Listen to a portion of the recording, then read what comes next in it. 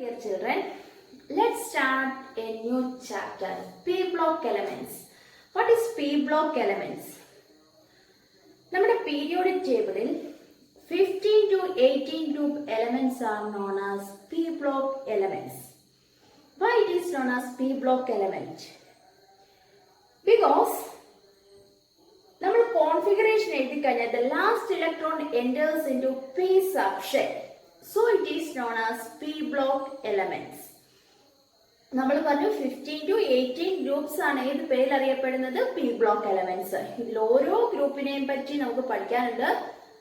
First നമുക്ക് 15th ഗ്രൂപ്പിനെ പറ്റി തുടങ്ങാം. 15th ഗ്രൂപ്പ് എലമെന്റിൽ നിന്നാണ് നമ്മൾ സ്റ്റാർട്ട് ചെയ്യുന്നത്. 15th ഗ്രൂപ്പ് എലമെന്റ്സ് ആണ് nitrogen, phosphorus, arsenic, antimony and bismuth. Nitrogen N, phosphorus P, arsenic AS, antimony SB and bismuth BI. നമ്മൾ പറഞ്ഞു 15 to 18 groups are known as P block elements because the last electron enters into P subshell. നോക്കാം നമുക്ക്.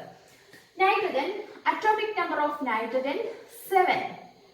Its configuration 1s2, 2s2, 2p3.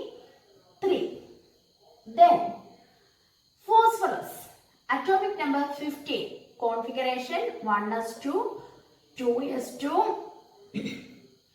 2p6, 3s2 and 3p3. Then arsenic എടുത്തു കഴിഞ്ഞാൽ configuration 1s2, 2s2, 2p6, 3s2, 3p6, 4s2, 4p3. Next antimonyയിലോട്ട് വരുമ്പോൾ ഇത് 5s2, 5p3 എന്ന് വരും. 1s നിന്ന് തുടങ്ങി. Then ബിസ്മത്തിലോട്ട് എത്തുമ്പോൾ അത് 6s2, 6p3 എന്ന് വരും. ഇവിടെ നോക്കാമെങ്കിൽ അറിയാം the last electron enters into P subshell. So it is known as P block elements. പിന്നെ ഇവിടെ ശ്രദ്ധിക്കേണ്ട ഒരു കാര്യം, ഇതിന്റെ എല്ലാത്തിന്റെയും ലാസ്റ്റ് ഇലക്ട്രോൺ ചെന്ന് നിൽക്കുന്നത് പി സബ്ഷെല്ലാണ്. ആ പി സബ്ഷെൽ നോക്കാമെങ്കിൽ കാണാം P3 കോൺഫിഗറേഷനിലാണ് എല്ലാം വരുന്നത്. നമുക്കറിയാം പിക്കകത്ത് അക്കോമഡേറ്റ് ചെയ്യുന്ന മാക്സിമം നമ്പർ ഓഫ് ഇലക്ട്രോൺസ് എന്ന് പറയുന്നത് 6 ആണ്. ഹാഫ് ഫിൽഡ് അല്ലെങ്കിൽ ഫുൾ ഫിൽഡ് കോൺഫിഗറേഷൻ വന്നു കഴിഞ്ഞാൽ ആ ആറ്റം എക്സ്ട്രാ സ്റ്റേബിൾ ആയിരിക്കും. പിക്കകത്ത് മാക്സിമം വരുന്നത് P6. നമ്മൾ കോൺഫിഗറേഷൻ എഴുതുമ്പോൾ ചെന്ന് നിൽക്കുന്നത് P6ലാണ് എങ്കിൽ അത് സ്റ്റേബിളാണ്. ഇവിടെ നോക്കാമെങ്കിൽ കാണാം എല്ലാ ഹാഫ് ഫിൽഡ് കോൺഫിഗറേഷനാണ്. 6ന്റെ ഹാഫ് 3 ആണല്ലോ. P3 കോൺഫിഗറേഷനിലാണ് ചെന്ന് നിൽക്കുന്നത്. അതുകൊണ്ടാണ് പി ബ്ലോക്ക് എലമെന്റ്സ് എക്സ്ട്രാ സ്റ്റേബിളാണ്. കാരണം ഹാഫ് ഫിൽഡ് കോൺഫിഗറേഷൻ ആണ് വരുന്നത്. ഇനി ഇതിന്റെ ജനറൽ ഇലക്ട്രോണിക് കോൺഫിഗറേഷൻ എഴുതിയാൽ general electronic configuration of 15th group elements എന്ന് ചോദിച്ചു കഴിഞ്ഞാൽ ഇവിടെ എല്ലാം നോക്കാമെങ്കിൽ നമുക്ക് 2s2, 2p3 അല്ലെങ്കിൽ 3s2, 3p3, 4s2, 4p3, 5s2, 5p3 and 6s2, 6p3 എന്നാണ് വരുന്നത്. അപ്പൊ നമുക്ക് ഇതിനെ ജനറൽ ആയിട്ട് N എന്നങ്ങ് കൊടുക്കാം. അപ്പൊ ഇതിനെ NS2. എസിന്റെ ഏത് ഷെല്ലാണോ ആ ഷെല്ലിന്റെ പി ഷെല്ലിൽ തന്നെ ആണല്ലോ പി ചെന്ന് അവസാനിക്കുന്നത്. ഇപ്പൊ 2s, 2p എന്ന് പറഞ്ഞാൽ സെക്കൻഡ് ഷെല്ലിന്റെ സബ് ഷെല്ലാണ് എസും പിയും. 3s, 3p എന്ന് പറഞ്ഞാൽ തേർഡ് ഷെല്ലിന്റെ സബ് ഷെല്ലാണ് ഇവിടെ 3s ഉം 3pയും. 4s എന്ന് പറഞ്ഞാലോ ഫോർത്ത് ഷെൽ. അതുകൊണ്ട് നമുക്ക് ഇതിനെ ജനറൽ ആയിട്ട് NS2, NP3 എന്ന് നമുക്ക് എടുക്കാമല്ലോ. ഇതാണ് general electronic configuration of 15th group element is NS2, NP3. Then atomic radii. നമ്മൾ പഠിച്ചിട്ടുണ്ട് ഗ്രൂപ്പിൽ from top to bottom in a group atomic radii increases. But in period, atomic size or atomic radii decreases from left to right in a period due to increase in nuclear charge. അങ്ങനെ നോക്കുകയാണെങ്കിൽ 15th വരുമ്പോഴേക്കും atomic size കുറവാണ്. ഇതില് atomic size ഏറ്റവും കുറവ് വരുന്ന elements ആണ് nitrogen. From top to bottom in a group atomic size increases എന്ന് നമ്മൾ പറഞ്ഞു. അപ്പൊ അറ്റോമിക് സൈസ് ഏറ്റവും കുറവ് വരുന്ന ഏതിനായിരിക്കും? നൈട്രജൻ. ഇനി നൈട്രജനിൽ നിന്നും താഴോട്ട് ബിസ്മത്തിൽ എത്തുമ്പോഴേക്കും അറ്റോമിക് റേഡിയസ് എന്ത് ചെയ്യും? ഇൻക്രീസ് ചെയ്യും. അപ്പൊ 15th ഗ്രൂപ്പ് എടുത്തു കഴിഞ്ഞാൽ atomic size or atomic radius ഏറ്റവും കുറവ് വരുന്ന എലമെന്റ് ആണ് നൈട്രജൻ. അതുകൊണ്ട് ഇതിന്റെ ഇലക്ട്രോൺ നെഗറ്റിവിറ്റി എന്ന് പറയുന്നത് എന്തായിരിക്കും? വളരെ കൂടുതലായിരിക്കും. പൊതുവെ നമ്മുടെ പീരിയോഡിക് ടേബിൾ നോക്കുവാണെങ്കിൽ അറ്റോമിക് സൈസ് ഏറ്റവും കുറവ് വരുന്ന എലമെന്റ് ആണ് ഫ്ലൂറിൻ, പിന്നെ ഓക്സിജൻ, പിന്നെ നൈട്രജനാണ്. അതുപോലെ ഇലക്ട്രോൺ നെഗറ്റിവിറ്റിയും ഏറ്റവും കൂടുതൽ ഫ്ലൂറിൻ, പിന്നെ ഓക്സിജൻ, പിന്നെ നൈട്രജൻ ആണ്. അപ്പൊ നൈട്രജന് അറ്റോമിക് സൈസ് കുറവാണ്, അതുകൊണ്ട് അതിന്റെ ഇലക്ട്രോൺ നെഗറ്റിവിറ്റി എന്ന് പറയുന്നത് വളരെ കൂടുതലുമായിരിക്കും. ഇനി നൈട്രജന്റെ കേസ് എടുക്കുവാണെങ്കിൽ നമ്മൾ പഠിച്ചു നൈട്രജന്റെ അറ്റോമിക് നമ്പർ 7 ആണ്. ഇതിന്റെ കോൺഫിഗറേഷൻ എഴുതി കഴിഞ്ഞാൽ നമ്മൾ ഷെൽ കോൺഫിഗറേഷൻ എഴുതിയ 2, 5 എന്നാ വരുന്നത്. അതായത് കെ ഷെല്ലും എൽ ഷെല്ലും മാത്രമേ ഉള്ളൂ. കെ ഷെല്ല് എടുത്തു കഴിഞ്ഞാൽ അതിനോട് ഒറ്റ സബ് ഷെല്ലേ ഉള്ളൂ, 1s. എൽ ഷെല്ല് എടുത്താൽ സെക്കൻഡ് ഷെല്ല, ഇതിന്റെ സബ് ഷെല്ലാണ് 2s ആൻഡ് 2p. ഇനി എം എടുത്തു കഴിഞ്ഞാൽ അതിന്റെ സബ് ഷെൽസ് ആണ് 3s, 3p ആൻഡ് 3d. അപ്പൊ ഡി സബ് ഷെൽ സ്റ്റാർട്ട് ചെയ്യുന്നത് ഏത് ഷെല്ലിൽ നിന്നാണ്? തേർഡ് ഷെല്ലിൽ നിന്നാണ്. പക്ഷെ നൈട്രജൻ എടുത്തു കഴിഞ്ഞാല് ഇവിടെ 2 ഷെല്ലേ ഉള്ളൂ, കെയും എല്ലും. അതുകൊണ്ട് ഇതിന് ഡി സബ് ഷെൽ ഇല്ല. നൈട്രജന്റെ കേസ് എടുക്കുവാണെങ്കിൽ ഡി സബ് ഷെൽ എന്ന് പറയുന്നത് ആബ്സെന്റ് ആണ്. പക്ഷെ താഴോട്ട് വരുന്നോറും എന്തുണ്ട്? ഡി സബ് ഷെൽ പ്രസന്റ് ആണ്. ഇപ്പൊ ഫോസ്ഫറസ് എടുത്തു കഴിയുകയാണെങ്കിൽ അറ്റോമിക് നമ്പർ 15 ആണ്. അതിന്റെ കോൺഫിഗറേഷൻ വരുന്നത് കെ ഷെല്ലിൽ 2 electron, L shell 8, M shell 5. അപ്പൊ നമ്മുടെ സബ് ഷെൽ കോൺഫിഗറേഷൻ എഴുതിയ 1s2, 2s2, 2p6, 3s2, 3p3 എന്നാ വരുന്നത്. പക്ഷെ ഇത് തേർഡ് ഷെൽ ഇവിടെ ഡി സബ് ഷെൽ ഉണ്ട് വേക്കന്റ് ആയിട്ട്. അപ്പൊ ഫോസ്ഫറസ് തൊട്ട് താഴോട്ട് വരുന്ന എലമെന്റിന്റെ കേസ് എടുത്തു കഴിഞ്ഞാൽ ഡി സബ് ഷെൽ ഉണ്ട്. ഇപ്പൊ ഫോസ്ഫറസ് എടുത്തു കഴിഞ്ഞാൽ ഡി സബ് ഷെൽ ഉണ്ട്, പക്ഷെ അത് വേക്കന്റ് ആണെന്നേ ഉള്ളൂ. താഴോട്ട് വരുന്നതോറും ഫിൽഡ് ആയിട്ട് വരും. അപ്പൊ നൈട്രജന്റെ കാര്യം എടുക്കുവാണെങ്കിൽ അറ്റോമിക് സൈസ് സ്മോൾ ആണ്, ഹൈ ഇലക്ട്രോനെഗറ്റീവ് ആണ്, ആബ്സെൻസ് ഓഫ് ഡി ഓർബിറ്റൽ ആണ്. ഈ കാര്യം കൊണ്ട് മറ്റുള്ള എലമെന്റുമായിട്ട് കമ്പയർ ചെയ്യുവാണെങ്കിൽ നൈട്രജന്റെ പ്രോപ്പർട്ടീസിന് കുറച്ച് ചേഞ്ച് വരുന്നുണ്ട്. ഇതിനെയാണ് അനോമലസ് ബിഹേവിയർ എന്ന് പറയുന്നത്. ഒരു ക്വസ്റ്റ്യൻ ആയിട്ട് ചോദിക്കാം, nitrogen shows anomalous behaviour, why? Reason എന്തൊക്കെയായിരുന്നു? First, small atomic size, high electronegativity due to the absence of d orbital. So the properties of nitrogen shows anomalous behavior.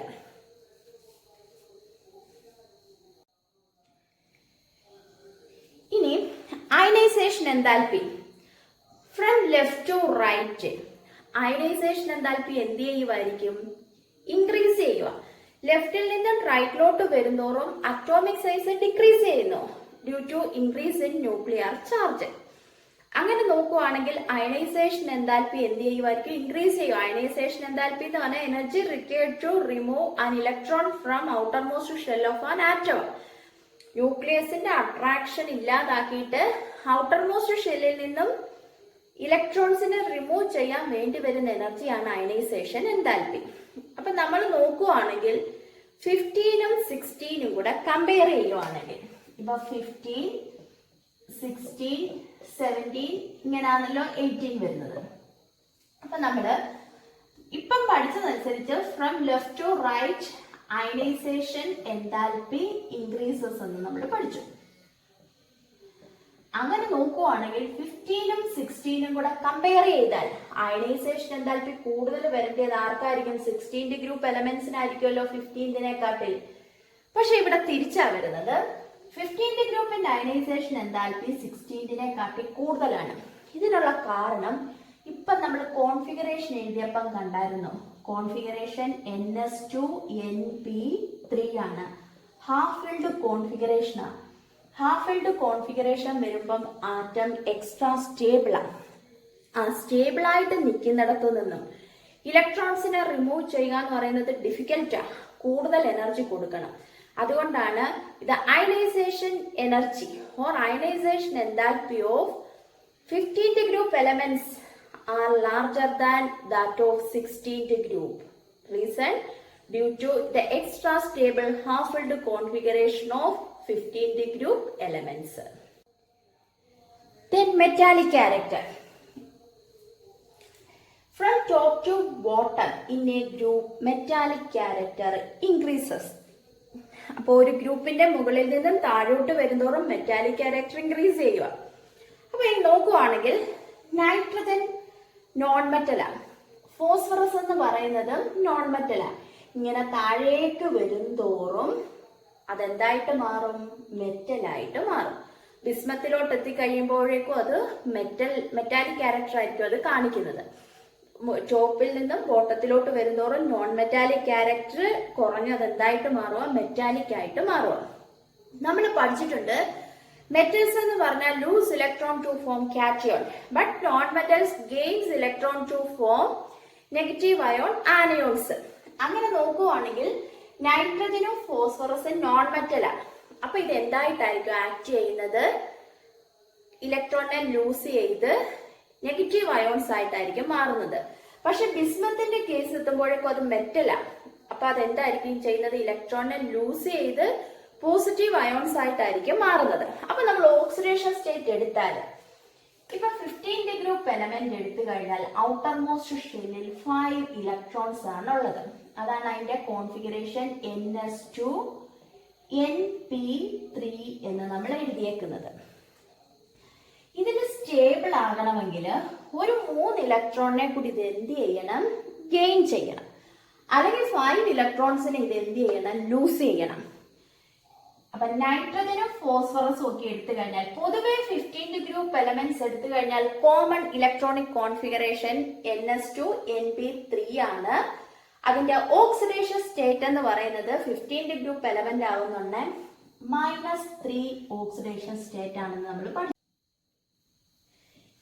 ഇനി ഇതിന്റെ ഓക്സിഡേഷൻ സ്റ്റേറ്റ് നോക്കുവാണെങ്കിൽ അപ്പൊ നമ്മൾ പറഞ്ഞു outer most shell contains 5 electrons. അതാണ് ns2np3 എന്ന് വന്നേക്കുന്നത്.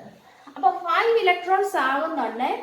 സ്റ്റേബിൾ ആകാൻ വേണ്ടിയിട്ട് ഇത് gains 3 electrons. So it shows common oxidation state -3 എന്ന് നമ്മൾ പഠിച്ചിട്ടുണ്ട്. 15th ഗ്രൂപ്പ് എലമെന്റ്സ് എടുത്തു കഴിഞ്ഞാൽ ഇതിന്റെ ഓക്സിഡേഷൻ സ്റ്റേറ്റ് -3 ആണ് എന്ന് നമ്മൾ പഠിച്ചിട്ടുണ്ട്. പക്ഷെ ഇപ്പൊ നമ്മൾ പറഞ്ഞു ബിസ്മത്തിലോട്ട് എത്തുമ്പോഴേക്കും അത് മെറ്റൽ ആകുന്നുണ്ടെങ്കിൽ അത് മെറ്റാലിക് ക്യാരക്ടർ കാണിക്കും. മെറ്റാലിക് ക്യാരക്ടർ എന്ന് പറയുമ്പം അത് ഇലക്ട്രോൺസിനെ എന്ത് ചെയ്യുന്നുണ്ട്? ലൂസ് ചെയ്യുക. ഇത് 5 ഇലക്ട്രോൺ നഷ്ടപ്പെട്ടിട്ട് ഇത് +5 ഓക്സിഡേഷൻ സ്റ്റേറ്റ് ആയിട്ട് മാറും. അതേപോലെ തന്നെ ഇത് +3 ഓക്സിഡേഷൻ സ്റ്റേറ്റും കാണിക്കും.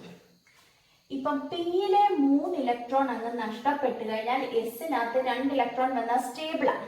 അപ്പൊ 3 ഇലക്ട്രോൺ നഷ്ടപ്പെടുന്ന കേസിൽ അതിന് കാണിക്കുന്നത് +3 ഓക്സിഡേഷൻ സ്റ്റേറ്റ് ആയിരിക്കും.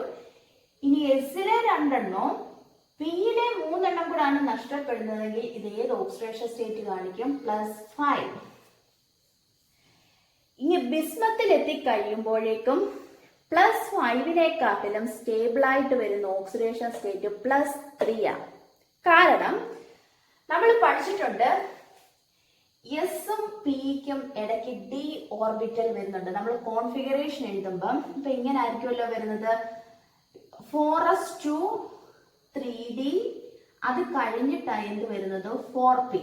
അടുത്തത് എടുക്കുവാണെങ്കിൽ 5s 4d 5p ഇങ്ങനെ വരുന്നുണ്ട്. അപ്പൊ എസിനും പിക്കും താഴോട്ട് വരുംതോറും എസിനും പിക്കും ഇൻ ബിറ്റ്വീൻ ആയിട്ട് ഏത് വരുന്നുണ്ട്? d orbital. അപ്പൊ ഡിയിൽ ഇലക്ട്രോൺ ഫില്ല് ചെയ്തിട്ടാണ് ഇത് എങ്ങോട്ട് ഫില്ല് ചെയ്യുന്നത്? പി. അപ്പൊ ഇങ്ങനെ താഴെ ബിസ്മത്തിലോട്ട് എത്തുമ്പോഴേക്കും ഡിയിലുള്ള ഇലക്ട്രോൺ എസിൽ നിന്നും ഇലക്ട്രോൺ പോകുന്നതിനെ തടയും. That is known as screening effect. നമ്മൾ പറഞ്ഞത് +5 ഓക്സിഡേഷൻ സ്റ്റേറ്റ് കാണിക്കണമെന്നുണ്ടെങ്കിൽ എസിലെ 2 ഇലക്ട്രോണും ടിയിലെ 3 ഇലക്ട്രോണും കൂടെ പോകണം. പക്ഷെ ഡിയിലെ ഇലക്ട്രോൺ എസിൽ നിന്ന് ഇലക്ട്രോൺ പോകുന്നതിനെ തടയും.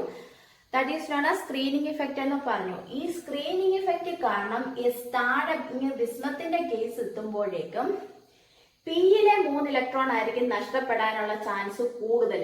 എസിൽ നിന്ന് ഇലക്ട്രോൺ പോകുന്നതിന് ഡിയിലെ ഇലക്ട്രോൺ തടയും. അതുകൊണ്ട് ഇത് ഏത് ഓക്സിഡേഷൻ സ്റ്റേറ്റ് ആയിരിക്കും കൂടുതലായിട്ടും കാണിക്കുന്നത്? +3. ഈ ഡിയിലെ ഇലക്ട്രോൺ എസിൽ നിന്ന് ഇലക്ട്രോൺ പോകുന്നതിനെ തടയും. അതിനെയാണ് ഇനേർട്ട് പെയർ ഇഫക്റ്റ് എന്ന് പറയുന്നത്. ഒരു ക്വസ്റ്റ്യൻ ചോദിക്കാം. ഇൻ 15th ഗ്രൂപ്പ് എലമെന്റ്സ് ഇത് stability of +3 oxidation state increases from top to bottom, or stability of +5 oxidation state decreases from top to bottom. Why? എന്ന് ചോദിച്ചാൽ due to inert pair effect. Inert pair effect എന്ന് പറഞ്ഞാൽ അറിയാമല്ലോ, എസിൽ നിന്ന് electron പോകുന്നതിന് ഡിയിലെ electrons തടയണം. അതിനെയാണ് സ്ക്രീനിങ് ഇഫക്റ്റ് എന്ന് പറയുന്നത്. അതാണ് ഇനേർട്ട് പെയർ ഇഫക്റ്റ്.